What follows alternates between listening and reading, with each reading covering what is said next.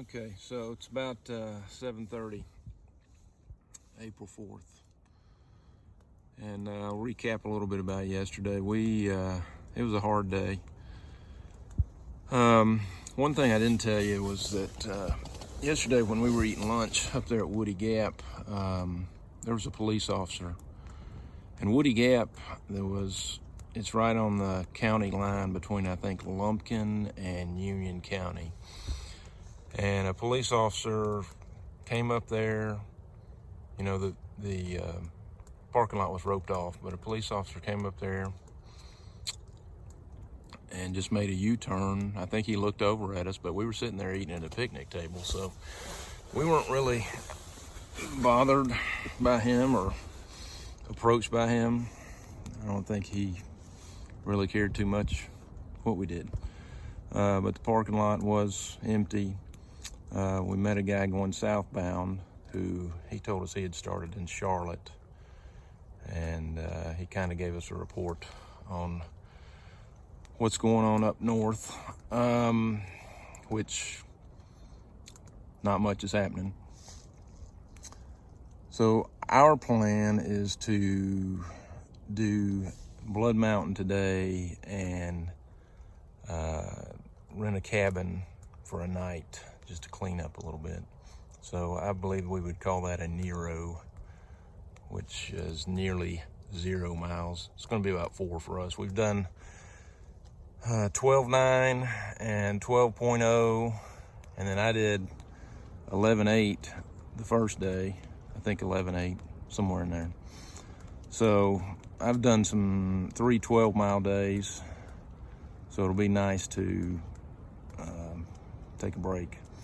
My left shin is aching a little bit. I'm hoping that's not a shin splint.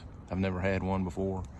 Greg has, and he explained it to me, but it doesn't seem similar to what he had, so hopefully it's just walking pains. And that's our game plan for today. It was windy last night. I didn't sleep so good.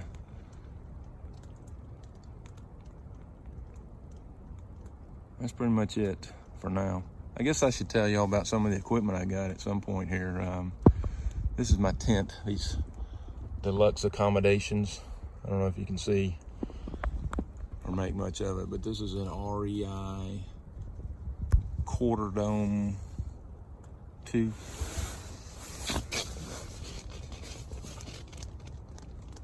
SL2, which they indicated to me would be big enough for 2 people, but unless they're midgets, it ain't happening. I can get in here. I might could throw my backpack in here, probably will on a rainy day, but it sits right outside underneath the rain fly on this. The people there that sold it to me were good enough to let me set it up in the store and try it out beforehand, and it wasn't cheap. It was like a $300 tent, but so far it's doing the job. I'll give it an A so far. Hadn't had any rain yet, so we'll see what happens then. I may change my mind, but I did seam seal it, all the seams on it, and it holds up well so far. I'm happy with it. I'll give it an A. That's pretty much it. So one thing I'll see you out there. Show you about how life is out on the trail is each of these shelters has a privy, and so far I have not had to dig a hole, but this is kind of what you get right here. Just a walled off thing, and well, there it is. Swinging door. That is like a Cadillac. This is not the best view yet. It's pretty doggone good though. Yes. All right, so down there, folks, is Vogel State Park, where I have camped a time or two. That little lake down there. There's a path around it, forms a loop. Greg's getting eaten by mosquitoes, but I have hair on my arms, Greg. It's like a natural barrier. Got a little fire off in the distance. Pretty mountains. If it looks blue on the camera, that's why they call them the Blue Ridge Mountains. And back behind me, I think Greg's going to check it out. Oop, hang on, let me pan out. That is Blood Mountain Shelter. And up there's a scenic view. We may check it out in a minute. Easy over there. You all right? This is the other side of the mountain from the shelter. Up on Blood Mountain.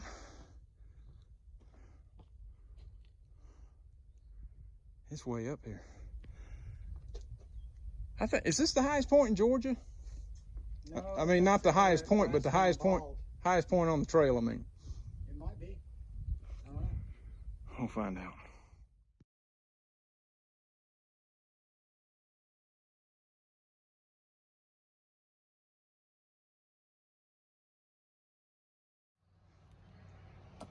All right, we're going into Neels Gap.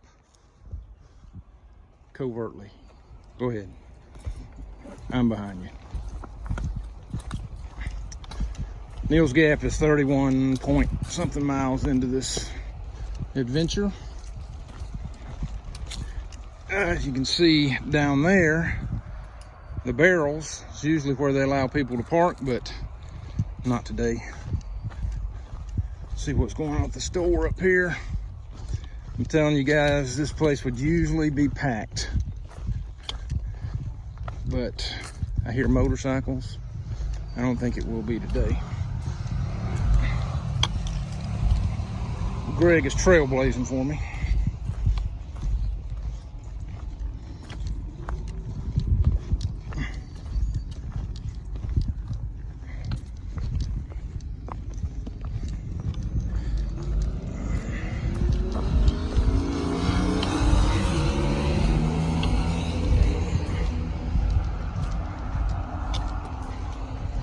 It may not be even at the store up here. It's like one car. Do see a couple guys standing out.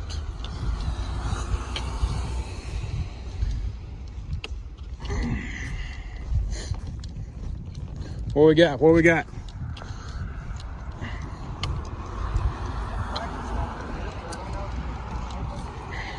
Does it look open?